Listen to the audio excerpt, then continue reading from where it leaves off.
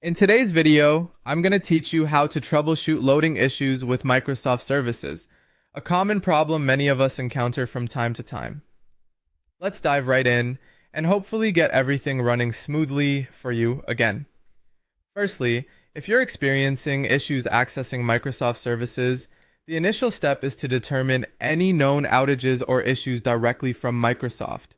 For this, open your web browser and navigate to status.cloud.microsoft. This site will provide you with up-to-date information on the operational status of Microsoft's cloud services. Here, you can check if there's a widespread issue affecting your ability to connect or access Microsoft services. If everything appears fine on their end, your connectivity issues might be due to something else, which we will troubleshoot in the next steps. Now let's turn our attention to your internet connection because it might be the culprit here. A good old-fashioned trick that often solves connectivity issues is to either restart or toggle your Wi-Fi connection. First, try simply turning your Wi-Fi off and then back on again.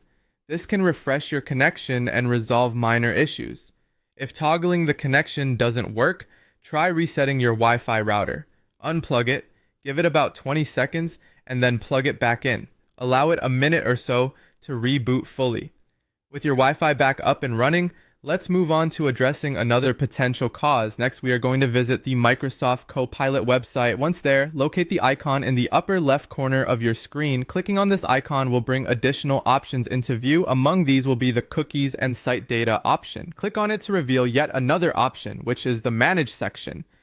Here comes an essential step, deleting cookies and site data. Over time, cookies and site data accumulate, which can sometimes lead to interference with the website's functionalities.